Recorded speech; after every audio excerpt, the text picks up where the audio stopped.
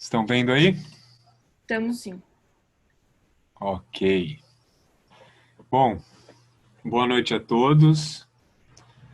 Super estranho falar assim, né, nesse modo virtual, todo esse calor humano, falar e ouvir esses microfones mudos, dá uma sensação de será que estão me ouvindo mesmo? Mas pelas reações que eu vejo, estão me ouvindo sim. É, Bom, eu não vou ficar olhando o chat. Por favor, Marina, se você puder ir olhando e mandando as perguntas que aparecerem, eu agradeço, porque senão eu vou me distraindo, né? Bom, pessoal, prazer, eu sou o Jonas, eu tenho 28 anos, eu sou um dos fundadores da Retalhar. Sou formado em gestão ambiental pela USP também, fiz lá na USP Leste, na EASH. Entrei em 2010, fui sair no começo de 2017 mesmo, sinceramente. Justamente por ter iniciado essa trajetória empreendedora, e aí eu tive que equilibrar a graduação com faculdade, com empreender. E aí um dos privilégios de estar na USP é poder manejar as matérias e empurrar algumas uns semestres adiante, sem que isso implique em mais mensalidades a serem pagas, né? Um privilégio e ao mesmo tempo uma responsabilidade dobrada, porque poucos, não só poucos têm essa sorte que nós temos, como todos pagam para que a gente tenha essa sorte. Então, que a gente faça bom uso dela, né? Bom, eu sou um dos fundadores da Retalhar. A Retalhar nasceu de um projeto de criação de um setor de sustentabilidade dentro de uma confecção de uniformes profissionais. Tá? Então, é uma empresa que produz uniformes. Essa empresa é de propriedade da família do Lucas, que é um amigo de infância. O Lucas é biólogo marinho de formação, ficou muito tempo pesquisando na Austrália, literalmente abrindo peixes, e eu cursando gestão ambiental. O Lucas é um pouco mais velho. E quando ele voltou para o Brasil, depois de muito tempo na academia, né, estrangeiro inclusive, ele veio com um convite dos pais dele para ajudar na produção, no departamento de produção dentro da confecção de uniformes.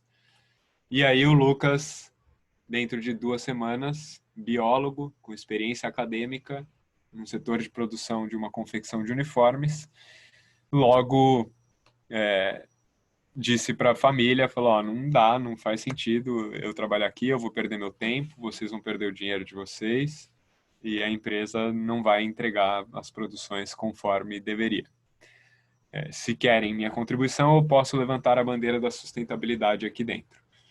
E assim ele começou a fazer.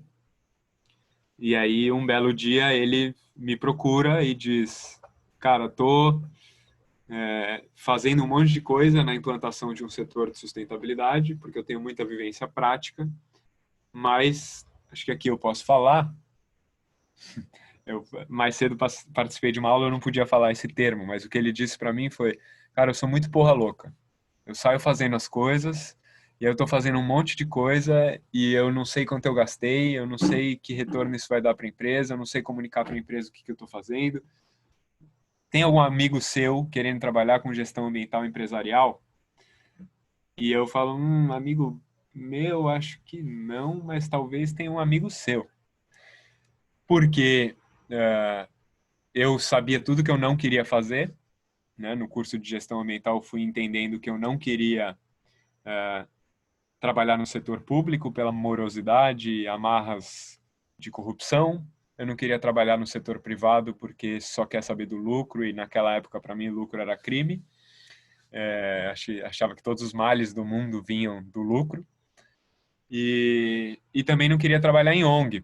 Eu já tinha tido experiência em ONG e sabia que era muito complicada a eficiência e a autossustentabilidade. A minha irmã é fundadora de ONG. Se alguém conhece o Engaja Mundo, minha irmã é a fundadora do Engaja Mundo. Então eu tinha em casa essa experiência empreendedora ali do meu lado, no lado, né, de empreendedorismo social sem fins lucrativos. Então eu sabia tudo que eu não queria fazer e não tinha ideia do que eu queria fazer. O que eu mais fazia na época era batucar, porque eu era mestre da bateria bandida lá da EASH USP, que eu fui mestre por 3 anos. Eu digo isso porque parece que nada tem a ver com nada, mas tudo agrega para a jornada do empreendedor, especialmente lidar com pessoas e tal. E justamente nesse momento, depois de 3 anos como mestre, o Lucas veio me fazer aquela pergunta, eu já estava para deixar de ser mestre da bateria, que era o que me ocupava, e agora o que eu vou fazer da vida? Eu sei tudo que eu não quero. Bom, vamos lá, né? É uma empresa de família, eu conheço a família, então se tem algum lugar onde vai ser agradável trabalhar, alguma empresa, é a empresa onde tem uma família que eu conheço há tanto tempo. E assim começamos a trabalhar, e a gente foi percebendo que as soluções que a gente estava desenvolvendo para os problemas gerados lá dentro, isto é, para os retalhos gerados no processo de fabricação dos uniformes, matéria-prima virgem que era desperdiçada desse processo, a gente também foi entendendo que tinham oportunidades associadas a esses problemas não resolvidos, especialmente oportunidades sociais, por conta de cooperativas de costureiras, mas também oportunidades de mercado, porque clientes passaram a demonstrar a necessidade de um destino para os seus uniformes pós-consumo. Tá? Do que a gente está falando? Basicamente de gestão de resíduos. Então, começou a aparecer essa demanda, a gente já tinha se aproximado de cooperativas de costureiras que estão na periferia da Grande São Paulo para reaproveitar os retalhos, né, o desperdício da produção. E aí a gente levou essa demanda para as mesmas cooperativas para ver o que poderia ser feito. Basicamente, o uniforme poderia ser transformado em novos produtos, e isso a gente ofereceu para o cliente, que gostou, e a gente achou que a gente tinha uma solução agora para os problemas do mundo.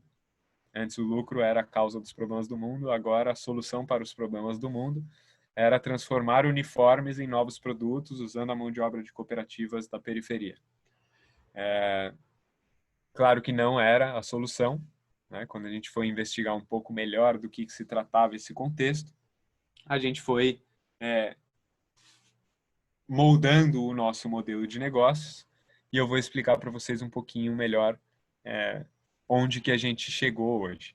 Tá? Só quis dar esse contexto para vocês saberem de onde que surgiu a ideia e que tem esse viés de que surgiu a oportunidade, quando a gente foi ver ninguém estava resolvendo o problema, e a nossa capacidade dentro do setor de sustentabilidade de uma confecção era muito limitada, né? Então, foi numa abordagem de um cliente, nesse vai e vem de conversas, que a gente percebeu que precisava dar vida própria para esse projeto.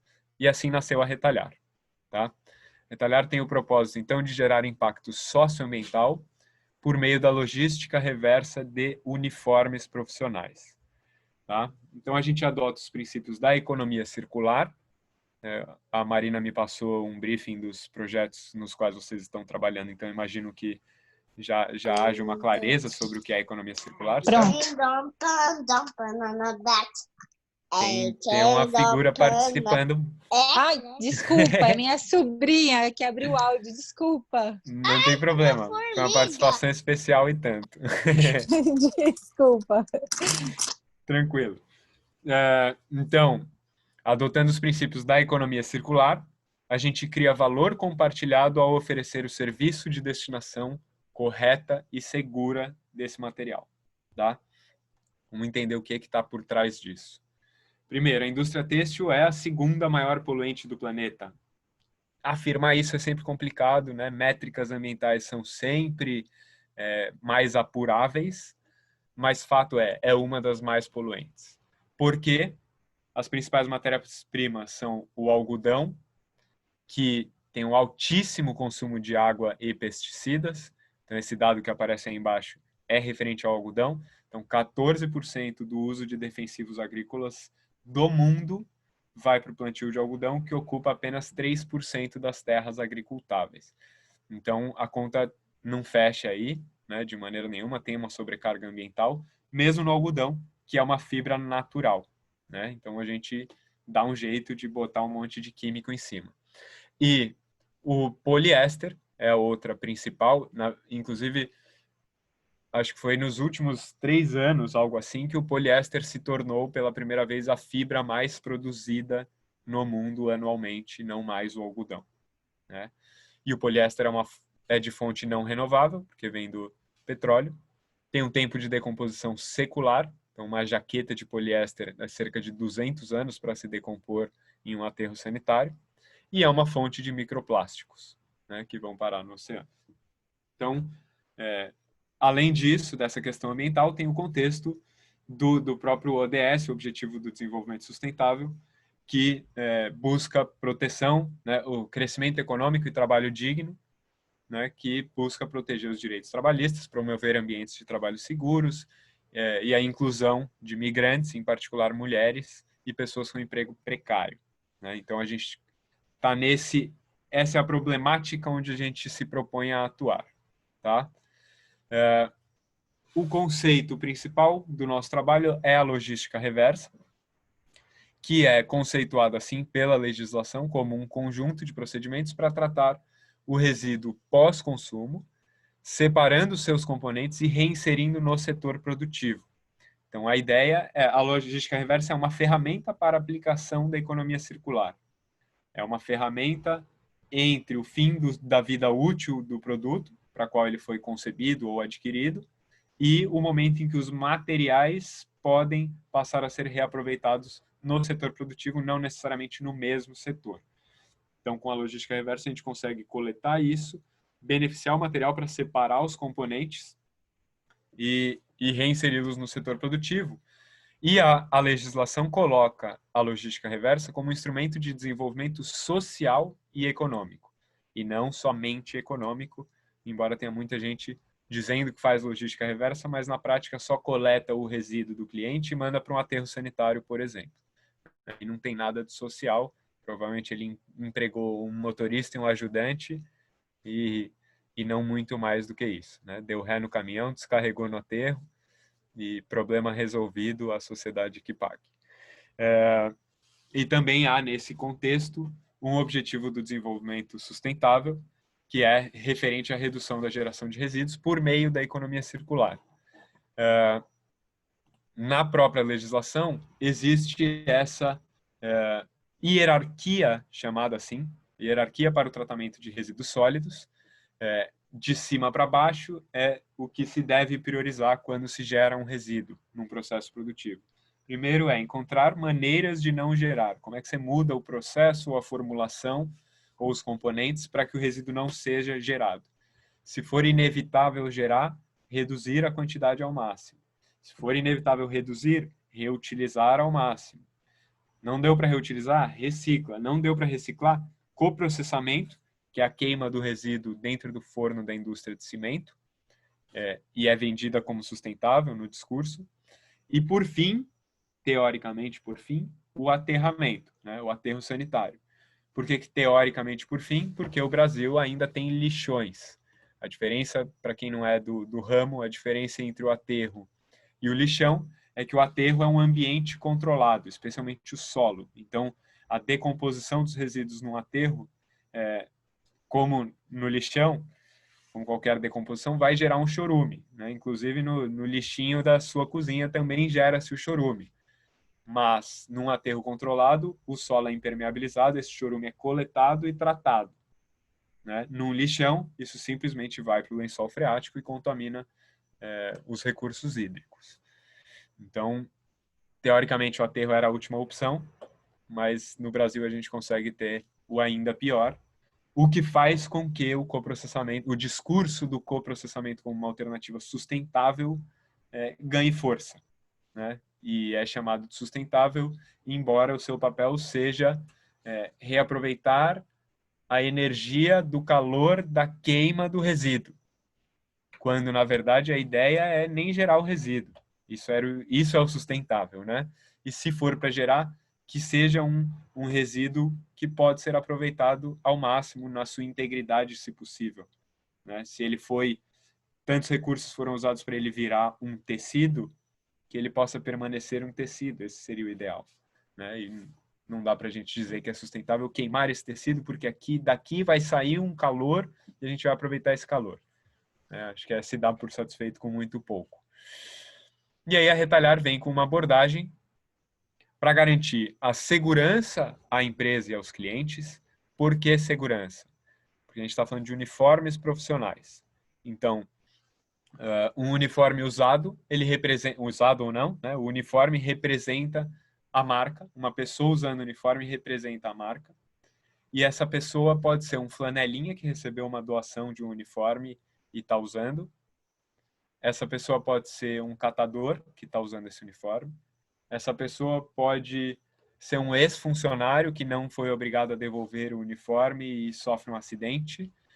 Essa pessoa pode ser uma pessoa mal intencionada que deu um jeito de arrumar esse uniforme e vai assaltar a empresa ou o cliente dessa empresa. Parece catastrófica a abordagem, mas são todos casos reais, tá? Inclusive esse último do assalto, procurem no Google agora se quiserem assalto uniformizado, vocês vão ver que esse mercado aí já está bem consolidado. Já é um oceano vermelho. Então, o que acontece? Diante desse risco à segurança, as empresas resolveram que queimar é a solução e pronto, problema resolvido. Queima, gera uma cinza tóxica, polui um pouquinho mais e tudo bem. A sociedade consegue absorver isso. Mais isso, né?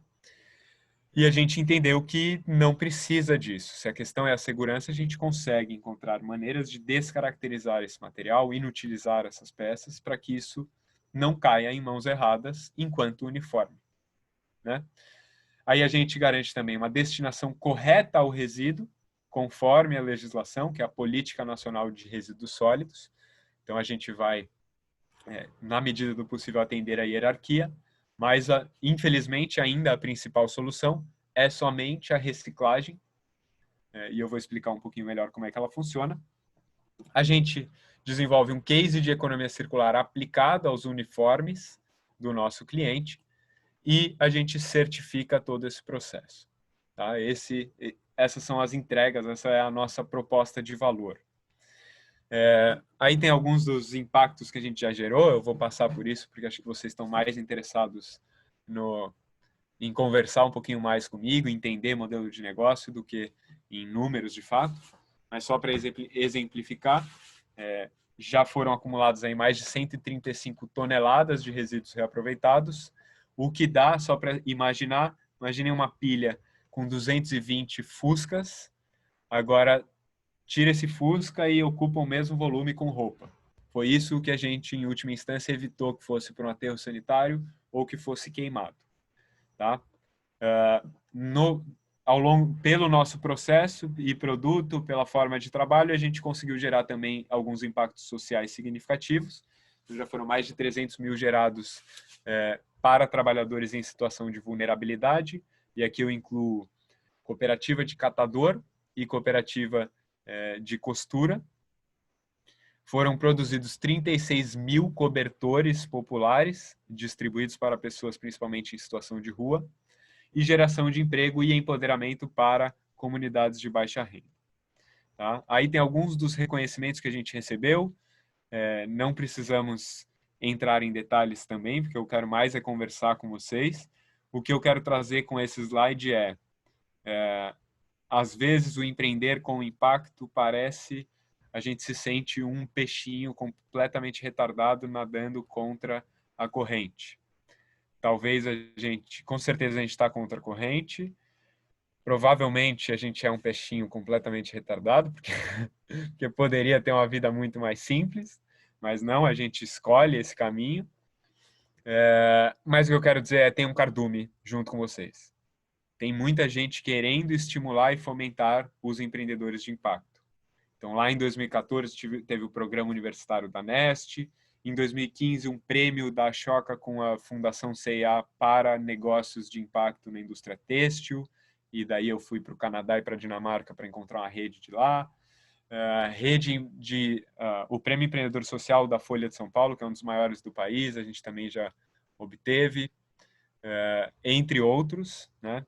E aí tem o Sistema B, Eu acho que é legal registrar que a gente faz parte. No ano passado ganhamos a premiação como uma das melhores empresas para o mundo na categoria meio ambiente, registrando para que, caso alguém tenha interesse em falar sobre Sistema B, estamos aí, estou afim e posso dar algumas dicas e informações para vocês.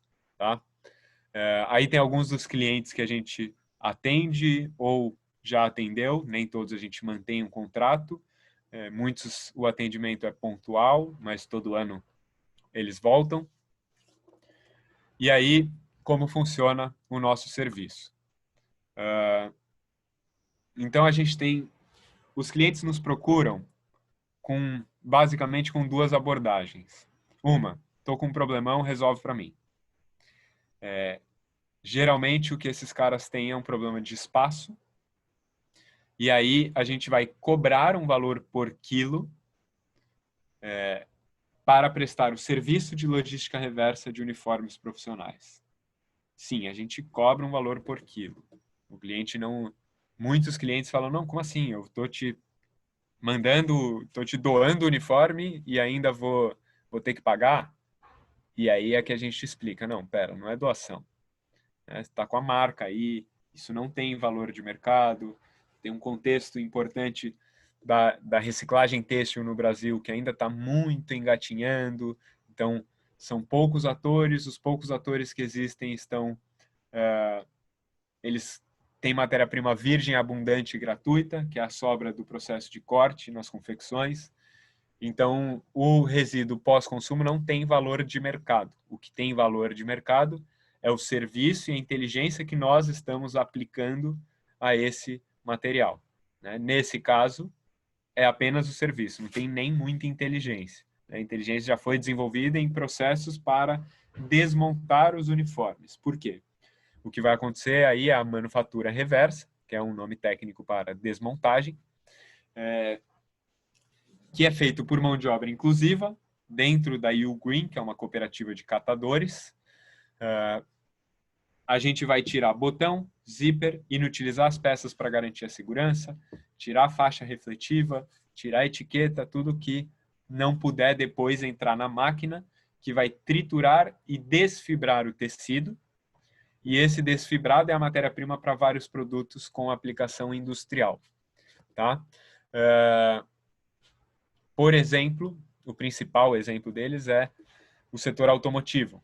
Entre o assoalho e a lataria de qualquer veículo, você tem uma camada desse feltro, desse agulhado, deste não tecido, é o termo técnico, para diminuir a vibração e o ruído dentro do carro.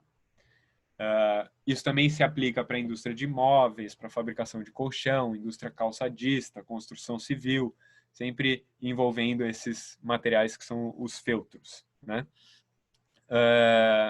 Então, na destinação correta, o cliente vai pagar pelo nosso serviço, ele vai receber apenas um certificado do processo, dizendo que o material dele foi reinserido no setor produtivo. Tá? A outra abordagem é, estou com um problema, quero resolver contando uma história. Me ajuda a contar essa história. Me ajuda a criar essa história. E aí, uma das possibilidades para se fazer a partir do desfibrado têxtil é o cobertor popular. Então, a ideia é que a gente vincule esse passivo ambiental que o cliente tem, inclusive essa obrigação legal de contratar serviço especializado, essa preocupação com a segurança, a gente quer transformar esse passivo em um ativo social e que acaba sendo também um ativo para a marca, Porque a empresa, cada vez mais, a questão da solidariedade e da responsabilidade social são fundamentais e cada vez mais cobrados pelo mercado. Outra possibilidade é fazer outros produtos de upcycling, feitos por elas mesmas, as tais das cooperativas de costura que a gente conheceu lá no começo da história, quando a gente queria resolver o problema dos retalhos gerados na confecção. Então, essas imagens que a gente tem aqui, por exemplo, essa bege com laranja e refletivo era uma calça que virou uma lixeira de câmbio de caminhão. Essa laranjinha é uma bolsa que é feita com vestidos de aeromoça da Gol Linhas Aéreas. E É uma pena. Esse é o ponto onde a gente mais perde no virtual. E aqui embaixo há uma necessaire feita com retalhos de toda a cartela de uniformes da antiga TAM, hoje Latam. E nessa linha a gente também tem o nosso trabalho de inovação, que não está nem nessa apresentação, onde a gente busca desenvolver novos processos e novos materiais. Porque o problema é gigantesco. O problema é realmente muito grande. Eu falei dos números que a gente alcançou, é uma porcentagem muito baixa da quantidade de uniforme profissional que a gente tem para resolver. E o uniforme profissional, cá entre nós, é só o eixo estratégico por onde a gente resolveu atacar o problema maior que a gente quer resolver, que é de resíduo têxtil. Então, a gente tem essa área de inovação que prospecta outros processos, o que mais a gente pode fazer com o uniforme, processos mais tecnológicos mesmo, de fazer o nosso grande objetivo é fazer o uniforme circular, isso está perto de acontecer. Ou seja, o que eu quero dizer é eu poder pegar a calça do meu cliente, fazer o meu processo, triturar, desfibrar, pegar o desfibrado dele, fazer fio, fazer tecido e devolver uma calça para o meu cliente, com a mesma qualidade da calça original. Economia circular na veia, né? Super difícil tecnicamente, porém viável, e acho que a gente está aqui para isso, né? Para viabilizar o que antes parecia impossível.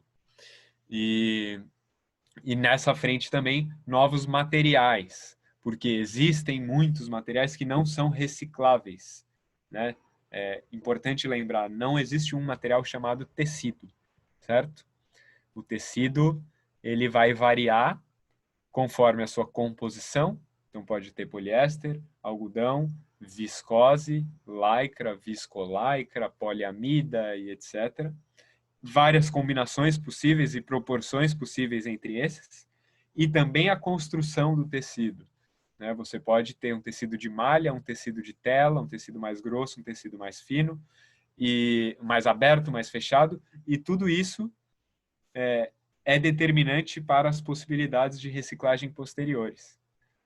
Então, são muitas variáveis, muitas misturas íntimas de materiais, é o termo que se usa, e há, então, essa dificuldade em efetivamente reciclar alguns materiais, e por isso a gente está tentando desenvolver novos materiais que possam absorver essas fibras que não podem ser reabsorvidas pelo setor têxtil em outros setores, né? Então, estamos constantemente trabalhando aí em expandir e aprofundar as nossas soluções. Aí um depoimentozinho de cliente, aquela merchandising básica, e, por fim, um rápido agradecimento.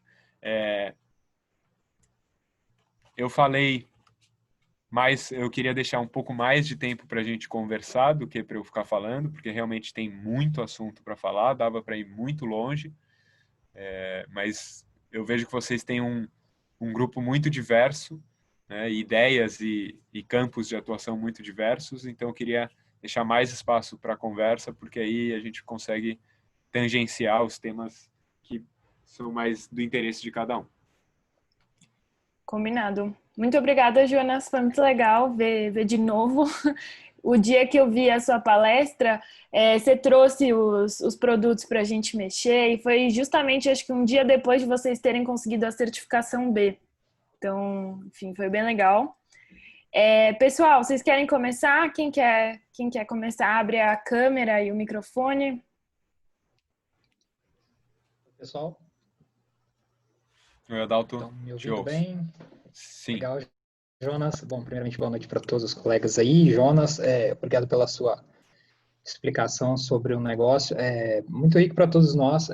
Só uma breve introdução para você, antes de fazer minha pergunta. Nós somos da empresa 2000 Mãos, que é uma empresa que trata um problema também um pouco invisível, assim como o seu negócio, que é o lixo gerado e que as pessoas tornam invisível ou faz de conta que não existe, né? Um problema desse tamanho, assim, que ele grita na porta das nossas casas todos os dias, mas a gente chama de invisível porque as pessoas assim o tornam.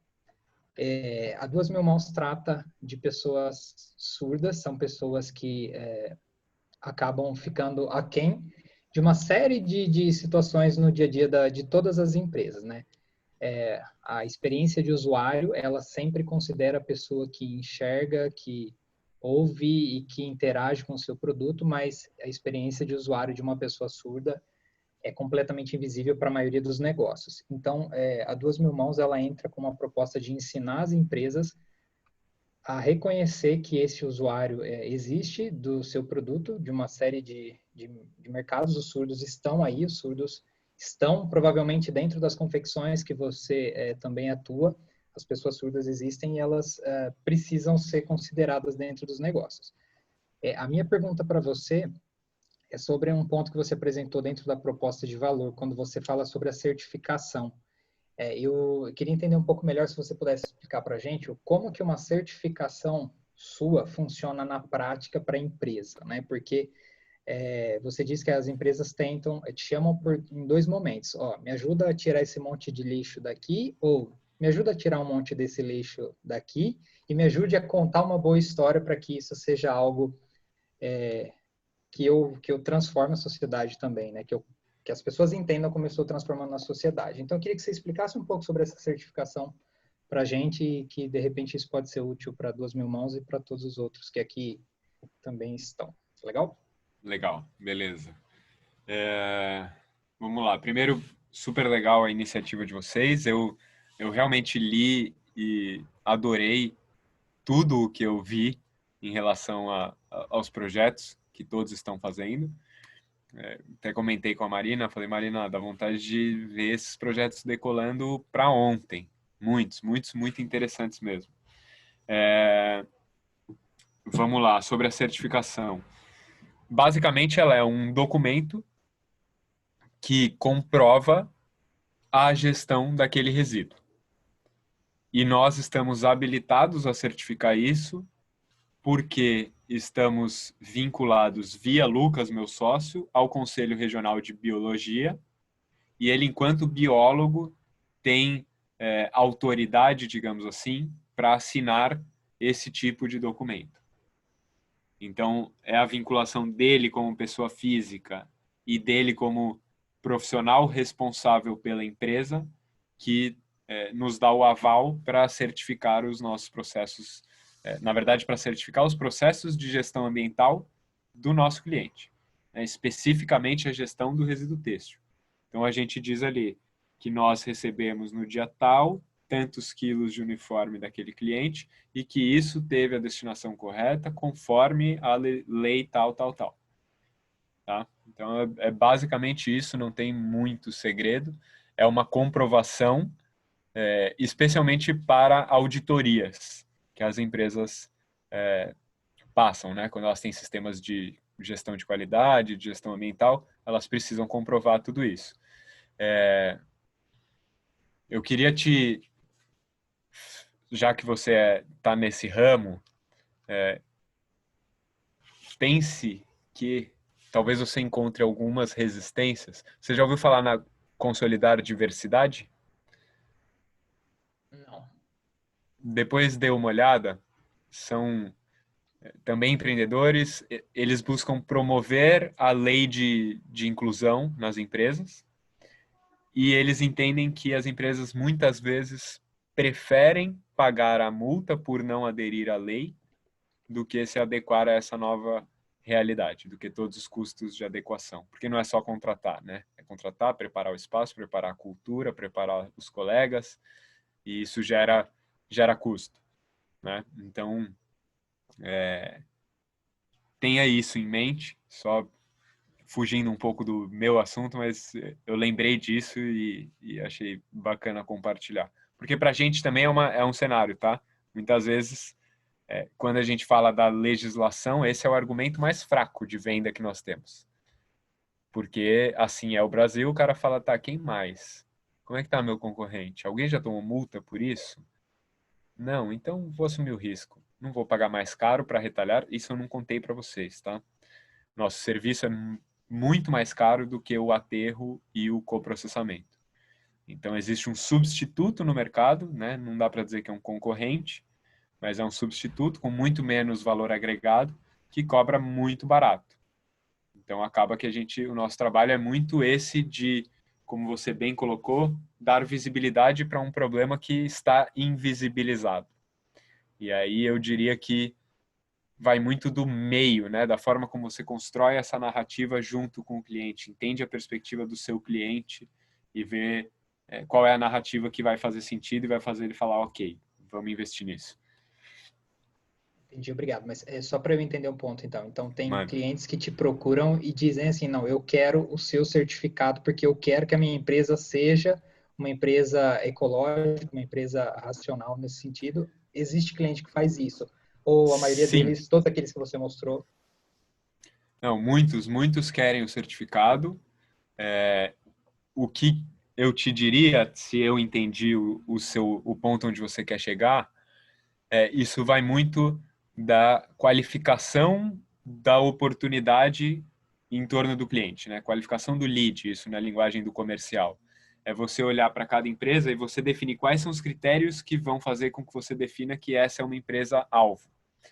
Então, para nós, por experiência, a melhor empresa com a qual a gente trabalha é uma empresa que já há uns 5 anos, se eu não me engano, traçou todo o planejamento estratégico de longo prazo dela, centrado nos objetivos do desenvolvimento sustentável da ONU. Então, essa cultura já está cascateada para os diretores, vice-presidentes, gerentes, analistas. Então, é um cenário muito mais fértil para você falar de questões sociais e ambientais. E aí, na nossa experiência, a gente qualifica tanto a empresa, olhando para esse engajamento para a questão social e ambiental, quanto o contato dentro da empresa, né? Quem vai vender para a empresa, nunca esqueça isso. Tão importante quanto a empresa certa é a pessoa certa na empresa, né? No nosso caso, a gente fala, o cara tem que ter o perfil intraempreendedor. Ele tem que estar num ambiente fértil, mas ele tem que querer fazer as coisas acontecerem, porque muitas áreas são mobilizadas para viabilizar um projeto com a gente. Então, a gente mapeou que esse é o cenário mais favorável para a gente iniciar um trabalho. Era esse o ponto? Perfeito, legal, cara. Deu bastante ideia bacana pra gente aqui. Obrigado. Boa. Monique ou Vanessa, quiserem falar aí? Peraí. Oi, peraí, deixa eu só mudar aqui de lugar, porque aqui em casa fica uma bagunça. Que eu tava vendo junto com a Van, pronto. Então, na verdade, o meu não é muito uma pergunta. É que assim, eu sou do curso de têxtil e moda lá da IASH. Eu acho que já até conhece, né? Que ele também é da IASH. Sim. E a minha tese do mestrado é exatamente esse processo de separação têxtil, né? Que é entender essa coisa da logística reversa e tudo. E eu até comecei a estudar, a fazer a minha tese em cima do trabalho de vocês, porque era com uniformes, que era mais específico. E depois, eu já estou num ponto que é como classificar esse resíduo têxtil, porque nem tudo dá para a gente aproveitar no desfibrado, né? Porque, por exemplo, paetê não dá para você fazer desfibrado. E o processo de tirar os paetês para poder desfibrar começa a ficar muito custoso. Sim, não compensa. Então, e até o pessoal que quer, né? É que trabalhei na área têxtil, trabalhei em confecção. Então, assim, eu estava aqui assistindo a palestra assim, alucinada. Minha irmã ficava, eu ficava, ai, meu Deus, sério, nossa, é isso mesmo, muito demais.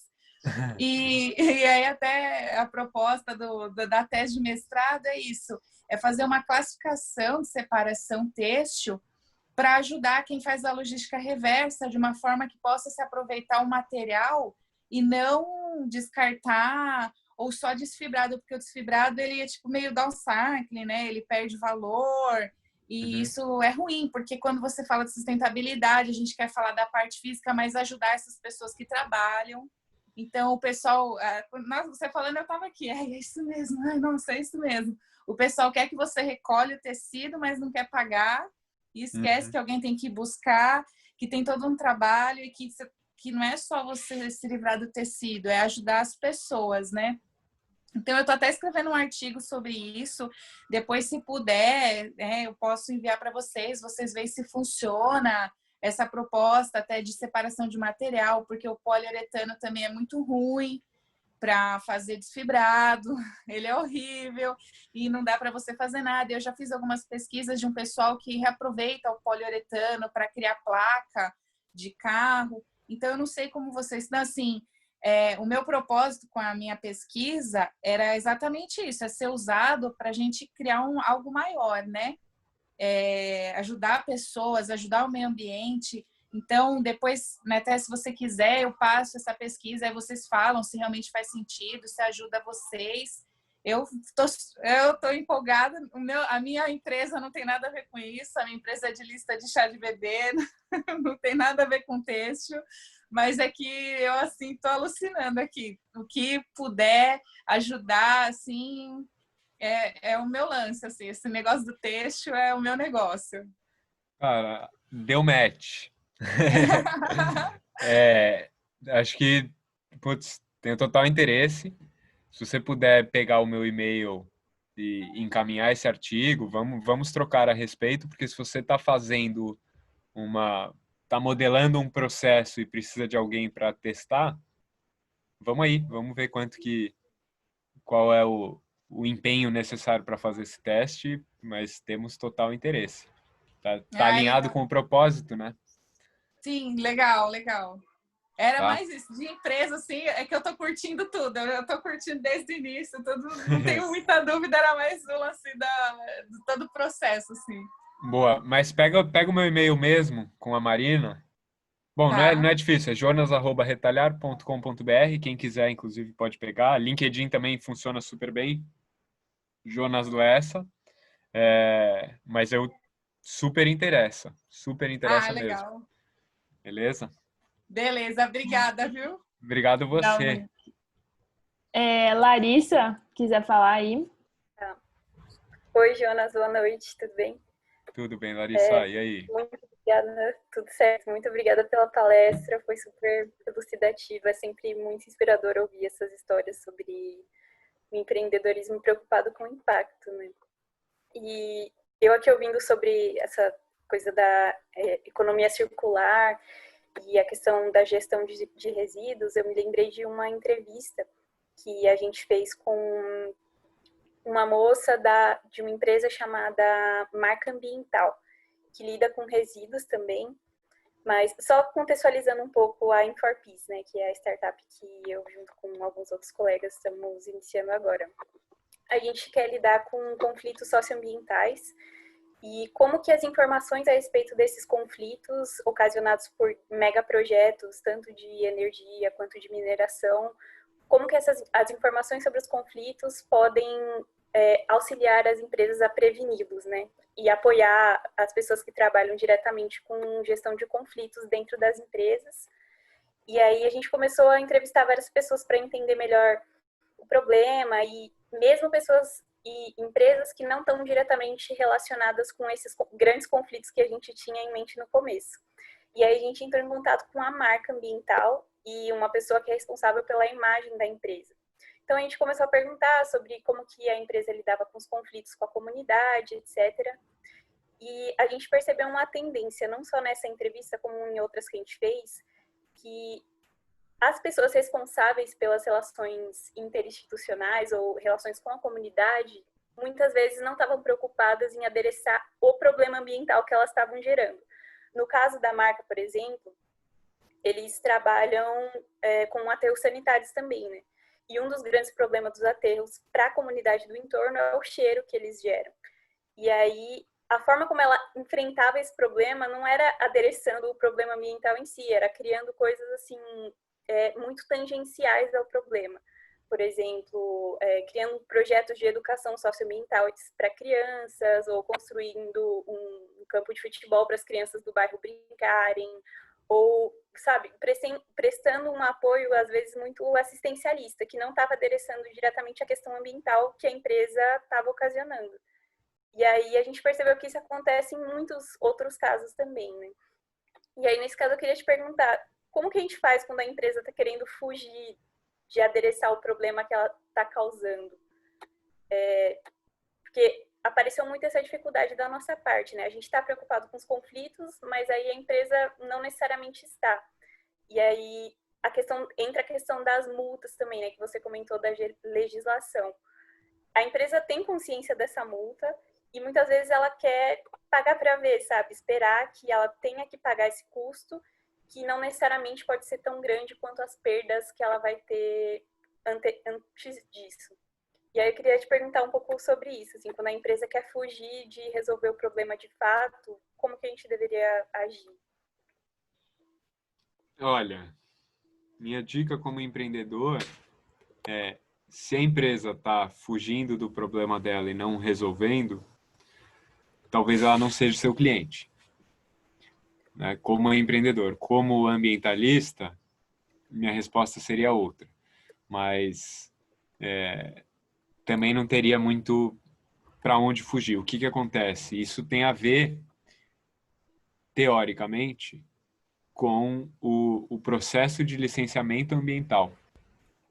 Né? No licenciamento ambiental, é determinado, assim como eu mostrei a hierarquia para o tratamento de resíduos, existe uma hierarquia para o tratamento de impactos detectados na avaliação de impacto ambiental, que é prévia à operação.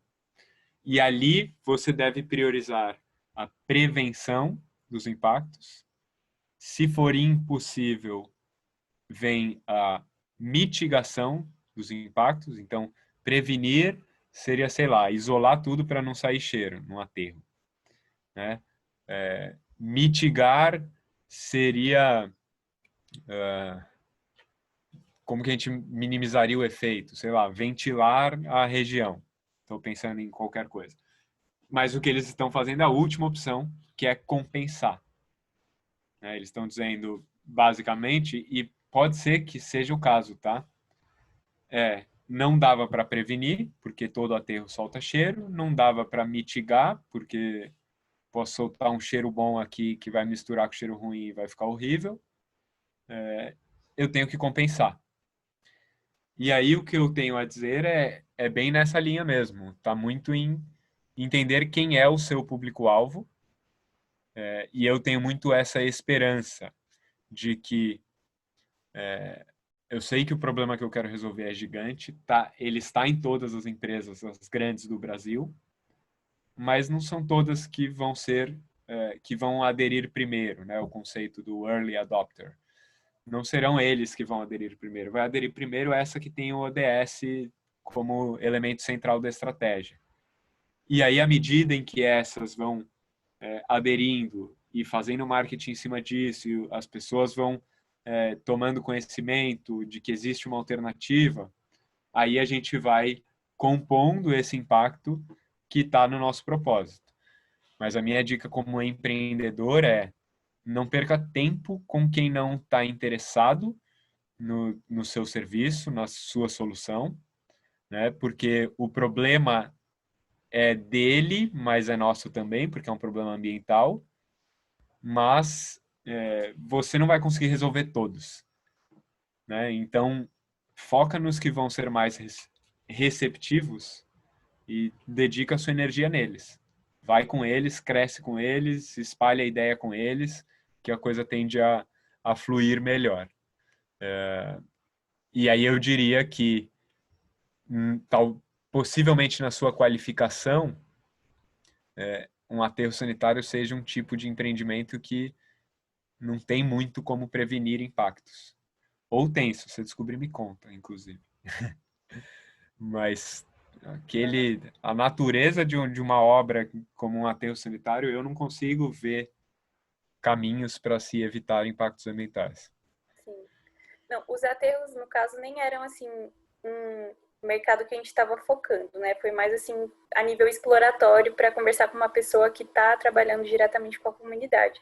Mas o que a gente está focando mais agora são empresas relacionadas à energias renováveis principalmente, né? Porque mineração é um outro setor que gera muito conflito ambiental, mas que também não necessariamente está relacionado com os objetivos do desenvolvimento sustentável, eles não necessariamente têm essa preocupação assim tão direta como as energias renováveis, que já, desde a sua fundação, né, tem esse propósito de diminuir Sim, impactos. boa, boa. Mas muito obrigada. De nada. Lucas, se você quiser falar. Sou eu? Isso. Jonas, parabéns aí pela palestra, muito legal o trabalho do Retalhar. Tinha visto uma palestra sua no ano passado, naquele curso que a professora Rosa dá lá na Fé, muito massa. Queria fazer uma pergunta mais geral assim, sobre a questão do empreendedorismo social, entender um pouco da sua trajetória. Como que vocês na Retalhar conseguiram lidar com essa escolha, assim, impacto social, sustentabilidade financeira, como trazer investimentos também, e quem que vocês trouxeram para a equipe ao longo da trajetória, como que vocês veem essa questão e o que você sugere para quem está começando? Beleza.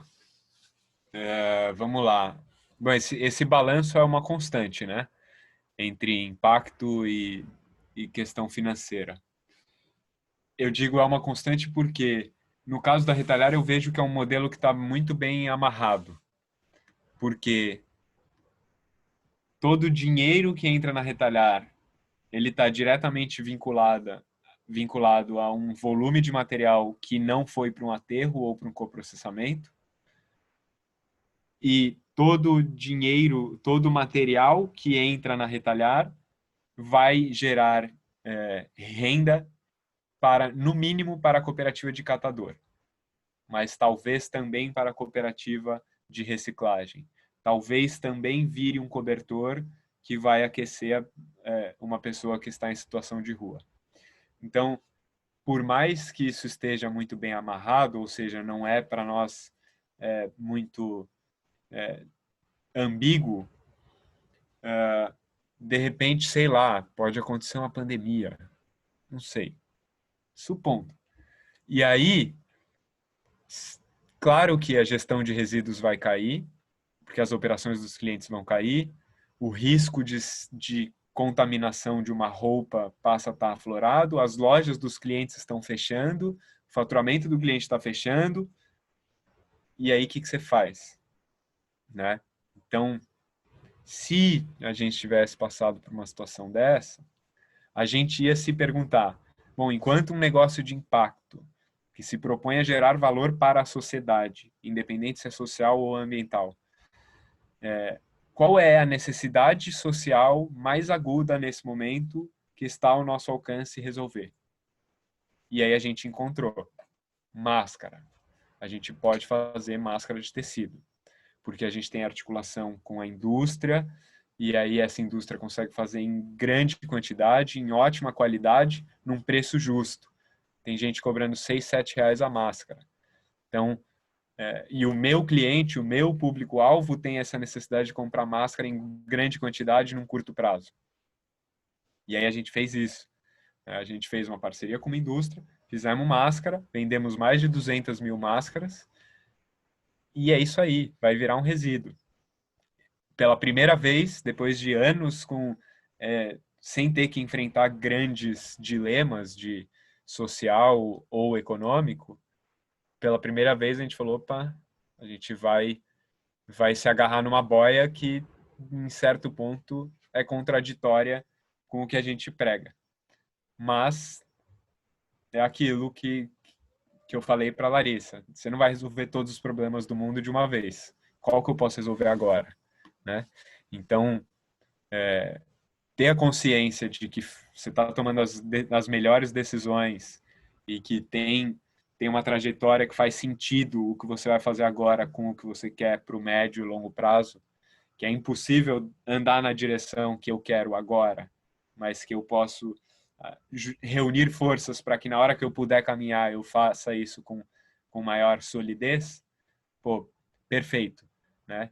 Então a gente vendeu um produto que vai virar um resíduo, que a gente não vai poder resolver no primeiro momento, até porque esse é um resíduo perigoso, ele é um resíduo domiciliar, ninguém vai saber resolver num primeiro momento, inclusive, mas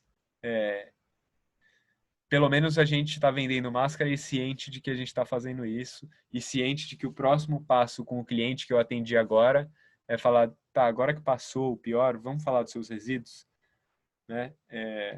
Então essa seria, para a gente, a ambiguidade não aparece muito. E em relação à questão financeira, a gente não captou investimento de fato, a gente teve alguns empréstimos a condições muito favoráveis, tipo empréstimo para devolver em 2 anos, depois de 2 anos, em 48 parcelas, sem juros. Sim, existe isso. Esse ecossistema realmente quer ver os empreendedores de impacto florescendo. E a gente não tem... No fundo, a Retalhar é um cérebro. E para cada projeto a gente encontra quais são os braços e pernas mais apropriados. Então, a gente não tem necessidade de investimento grande em capital. É muito mais em capacitação da equipe, para todo mundo estar cada vez mais integrado ao tema e capaz de desenvolver novas soluções. Então, a gente não precisou de grandes investimentos externos, e para a gente isso acabou sendo uma trajetória quase que natural de alcançar a sustentabilidade financeira à medida em que a gente conseguiu um volume de clientes suficiente para bater o break-even. Legal, muito obrigado, Jonas. Valeu. De nada, cara. Legal, Jonas. Eu não sei como você está de horário também. A gente tem algumas perguntas ainda, mas não sei se está corrido. Vamos aí, são 3 perguntas, é isso? Isso. Tá, se tiver mais, vocês mandam por escrito, pode ser? Mas essas 3 vamos aí, que o pessoal está esperando faz um tempo. Combinado. Kaique, Beleza. se quiser falar aí. Tá mudo, tá mudo. Não, Oi, tá me aí ouvindo agora? Sim. Oi, Jonas. Tudo bem? Muito legal a sua palestra. Gostei muito da Retalhar. Trabalho numa confecção e o nosso projeto do Agulha é fazer a ponte entre as confecções e as oficinas de costura, basicamente. Boa. Então, de como elas encontram umas às outras e como elas fazem essa alocação desses pedidos.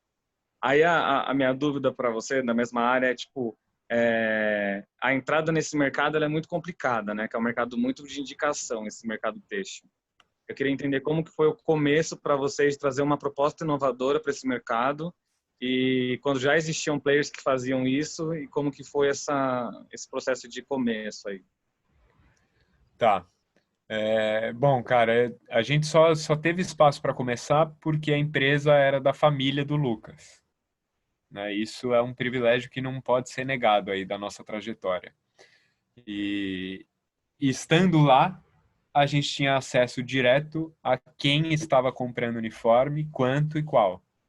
E isso é um tanto estratégico, né? Então, no ato da venda do uniforme já era mencionado isso, né? O que você vai fazer com esse uniforme que você vai descartar?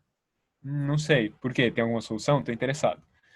Então, começou muito assim, mas, para ser muito sincero, a decisão de falar, ok, vamos empreender, e não vai ser mais um projetinho do setor de sustentabilidade da confecção, foi quando a gente atendeu a TAM, linhas aéreas, e a TAM não tinha nenhum vínculo com a confecção. A gente chegou na TAM porque houve uma postagem no Facebook dizendo: alguém conhece uma ONG que produz brindes a partir de uniformes? E aí, cara de pau, todos vocês têm, se não tiver, desenvolvam.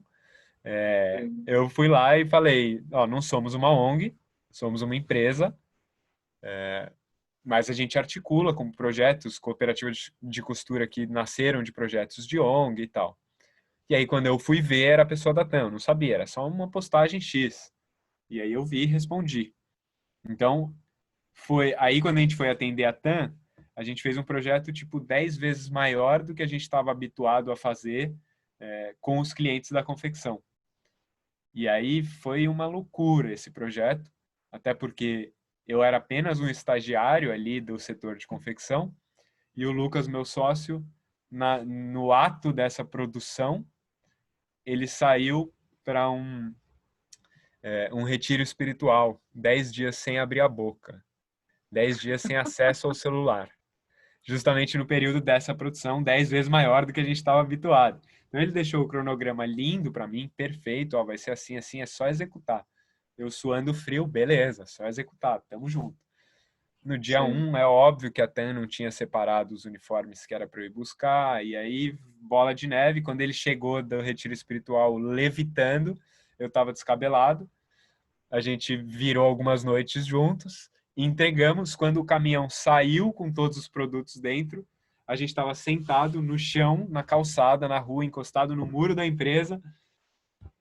Mano, não vai dar para ser só mais uma gaveta do setor de sustentabilidade, vamos ter que dar vida própria para esse negócio. Porque a gente estava resolvendo um problema ambiental, e os dois têm esse viés ambiental muito forte, né, para mim como um propósito de vida mesmo. A gente estava criando oportunidades sociais, porque tinham cooperativas de costureiras gerando receita a partir disso, não só a receita, como empoderamento, a sensação de pertencimento ao ver os seus produtos indo para uma empresa do porte da TAM. E tinha uma receita que servia para remunerar esses grupos e também nos sobrava um pouco. E aí foi nesse projeto que a gente falou, tá, o mercado está querendo. A gente está aqui de braço cruzado e caiu uma pedra de ouro no nosso quintal. Vamos aí, né? E aí foi quando a gente decidiu entrar nesse mercado.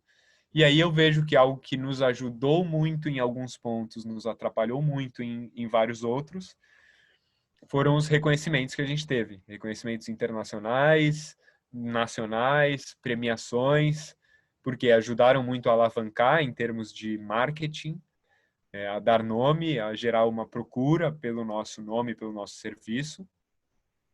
Mas, ao mesmo tempo, essa procura vinha com uma expectativa muito diferente da realidade, porque a gente era uma ideia genial com uma estrutura quase inexistente. Então, nos procuravam achando que ia encontrar uma super empresa e não era bem isso. A gente acabou, acho que, queimando alguns cartuchos naquela época, mas agora a gente vai recuperando aos poucos. Legal, legal. Obrigado. De nada. E eu anotei o seu e-mail e vou te mandar algum e-mail. Beleza. Depois, não sei se você conhece, mas dá uma procurada na Alinha, da Dari. Tá. Ela faz um trabalho parecido com o que você faz, mas ela tem muito foco em imigrantes. E ela é genial, essa menina. Genial. Legal. Alinha. Alinha, de alinhar, do verbo. Legal. Beleza? Obrigado. Obrigada, Kaique. Giovanni, vou mandar o e-mail do Jonas no grupo, então, depois, tá bom? Adailton, se quiser falar aí. Boa noite, pessoal. Tudo bom? Jonas, eu fiz o meu mestrado na área de engenharia e aí o meu professor, meu orientador, abriu o espaço para eu escolher o tema. E aí eu escolhi exatamente o tratamento de resíduos. Então a ideia foi otimizar os processos no tratamento de resíduos. E eu percebi que existe uma grande diferença entre o Brasil e alguns países como a Alemanha, Japão, que no Brasil parece que tratamento de resíduo é puramente algo para quem fracassou na vida. O cara tentou de tudo, não deu certo, vou trabalhar no tratamento de resíduos. E Alemanha, Japão é um setor como qualquer outro, como têxtil, automobilístico. E eu faço parte da equipe 2.000 Mãos junto com o Adalto. E a sensação que a gente tem é algo meio que você falou que aconteceu na TAM. Parece que tratamento de resíduo é coisa para ONG. E o seu negócio é uma empresa que visa o lucro. Uhum. Como que você lida dessa forma para chegar no lugar e falar assim, eu sou uma empresa lucrativa, eu não sou uma ONG. Eu não estou aqui para te ajudar, eu estou aqui para prestar um serviço. Como que você lida com essa relação em que as pessoas veem o seu trabalho como algo meio que até bondoso para o mundo e não como um negócio? Uhum. Cara, eu vou te falar que esse contexto até facilita. Se as pessoas já entendem que é algo bondoso para o mundo, fica mais fácil tocar o coração delas, entende? Então, vem muito a coisa de contar a história de que há um movimento que é o empreendedorismo de impacto. É realmente discursar conforme o que o cara quer e precisa ouvir naquele momento. Então é explicar que antes existia ou você é uma ONG sem fins lucrativos e tem objetivos de bem comum, ou você é uma empresa com fins lucrativos e você é um perverso que só quer ganhar dinheiro, né? E aí você explica que não é bem assim. Por quê? O que acontece? Uma ONG, via de regra, ela depende de doação.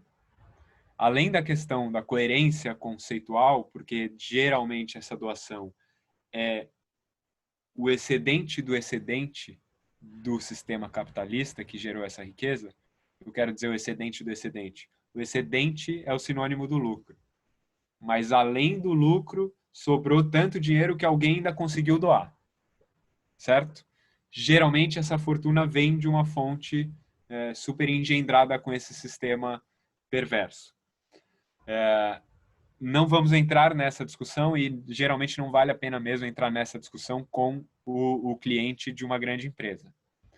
Mas vale dizer para ele, pensa aí, quantas ONGs você consegue pensar que tem uma atuação global, que são realmente reconhecidas naquilo que elas fazem? Eu mesmo, de cabeça, assim, umas 5. Porque ela depende de doação. Então, uma simples oscilação econômica pode colocar tudo a perder. Ela depende de voluntário.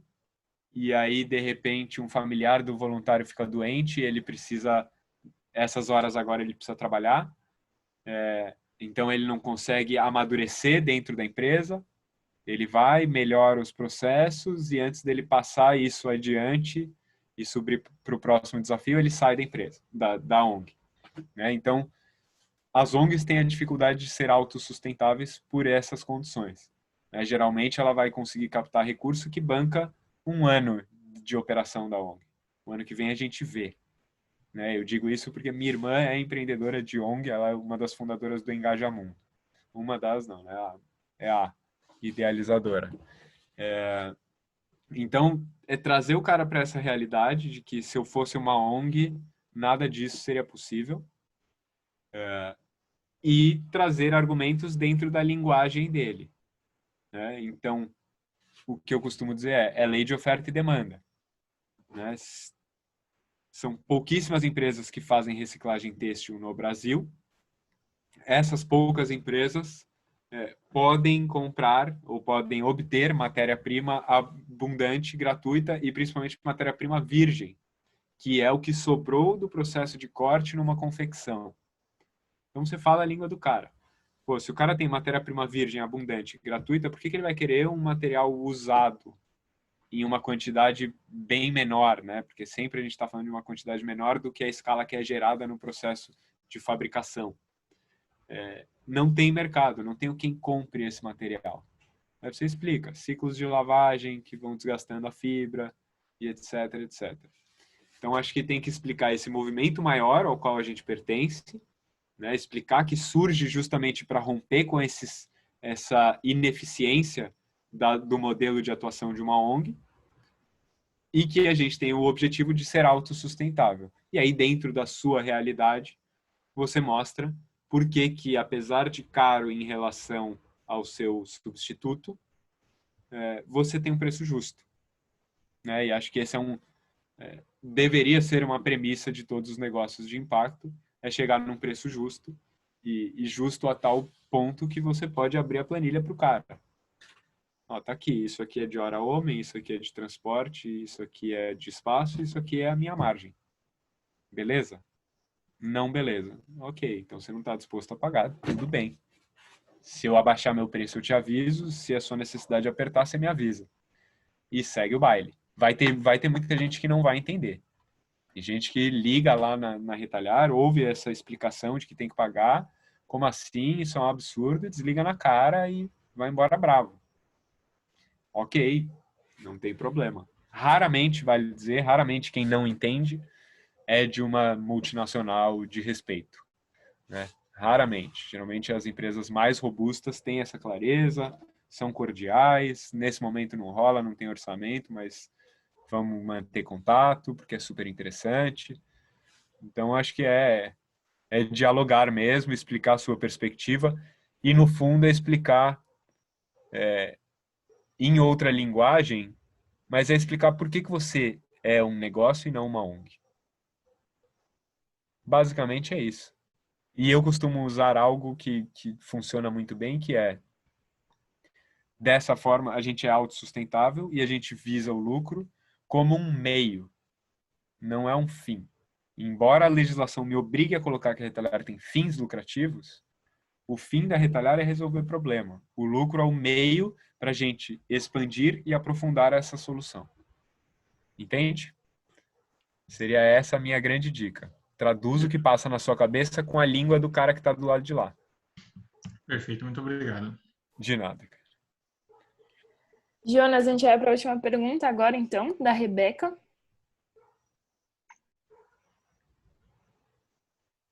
Rebeca? Ah, tá aí. Oi? Estão Oi, conseguindo Rebeca. Sim. Oi, tudo bom?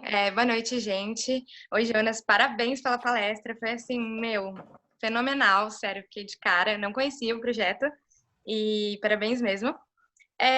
Meio que, tipo, não é uma pergunta e meio que você respondeu, mas eu vou falar.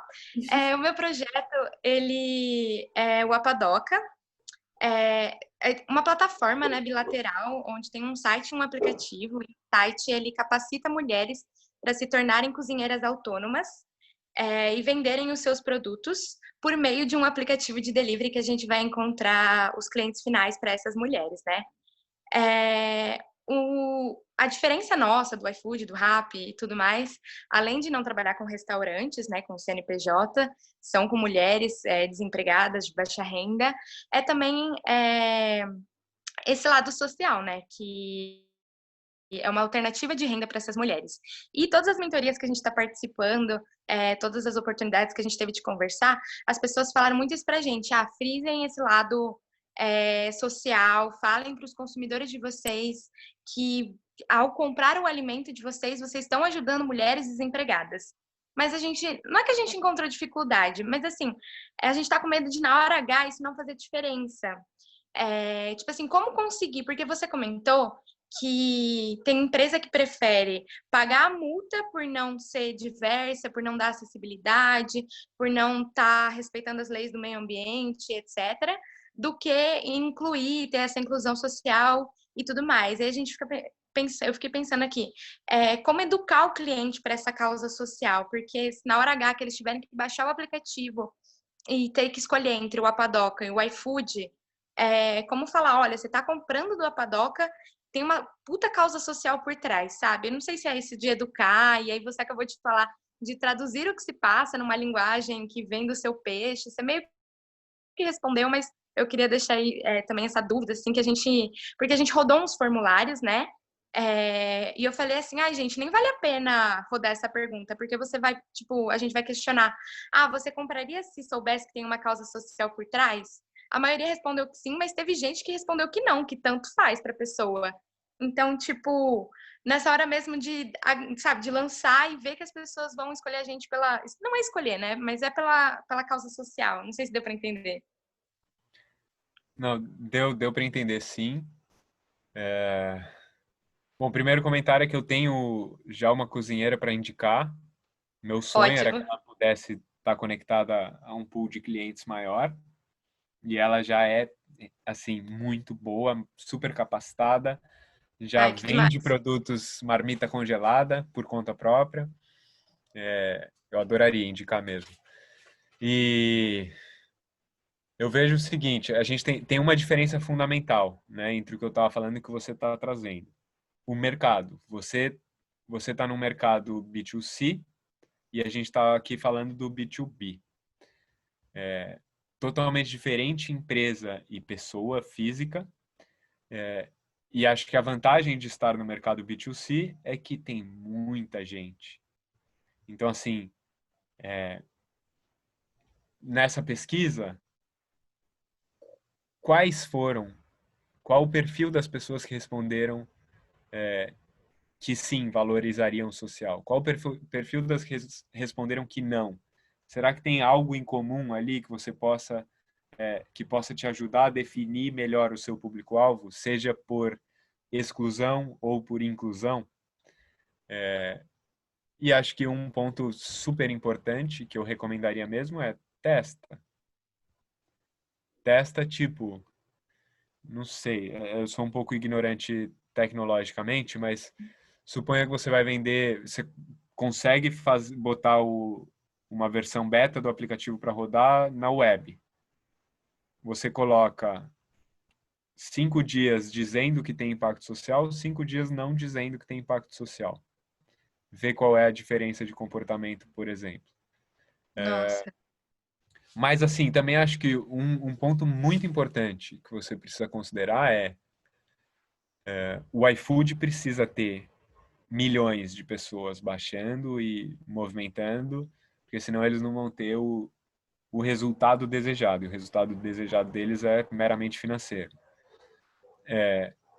O seu negócio pode sim ter um objetivo de um resultado financeiro específico, e você precisa mensurar qual é esse resultado financeiro para que faça sentido para você. Então, quantos clientes eu preciso ter, que compram com que frequência, para eu garantir a remuneração que vai me manter nesse projeto, ou para garantir o equity que o aplicativo vai ter, porque eu quero vender e fazer uma grana para ficar 10 anos sem trabalhar.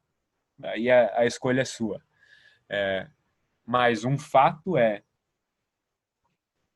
minha visão, tá? E ela pode ser enviesada, mas um cliente que você consegue e que você fideliza já gera um resultado que está dentro do seu propósito.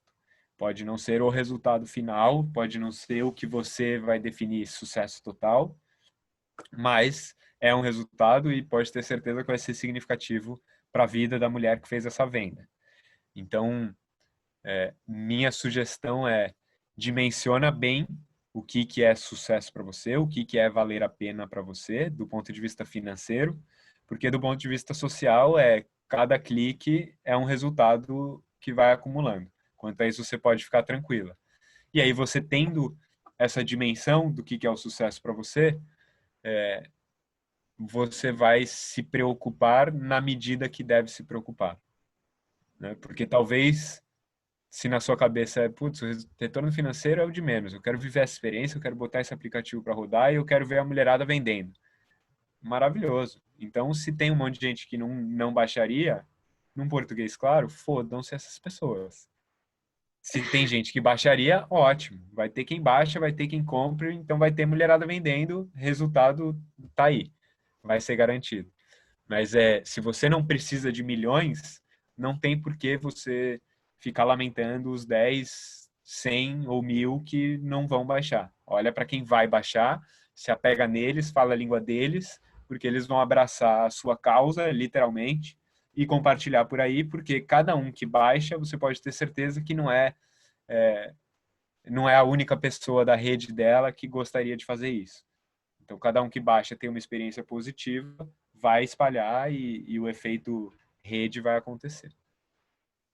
Muito obrigada. Deu uma esclarecida. Jonas, muito obrigada. Nossa, foi sensacional. Acho que tirou muito das dúvidas que muitas vezes a gente do NEU não consegue tirar. Enfim, elucidou bastante. Muito obrigada. Se você quiser falar alguma coisa, se não, é isso por hoje. Não, tem que ter uma falinha de encerramento, né? Ficamos juntos esse tempo todo já. Eu só queria realmente reforçar para que vocês dediquem tempo a ter certeza de qual é o propósito de vocês, o que é que faz vocês estarem aí, e quando você tiver certeza dessa pergunta, dessa resposta, se pergunta de novo, e de novo, e de novo, e depois de alguns meses volta a perguntar e sempre reafirma dentro de você, porque vocês já devem ter ouvido a expressão o mundo VUCA, né? Volátil, incerto, complexo e ambíguo. Isso eu ouço desde que eu comecei a empreender e nunca ninguém tinha ouvido falar nessa modinha de pandemia. E essa modinha de pandemia tende a tornar tudo muito mais VUCA. E realmente, estar na pele do empreendedor nesse momento não é desejável para ninguém, mas estar no coração do empreendedor, se ele faz o que faz sentido para ele, é o sonho de qualquer um.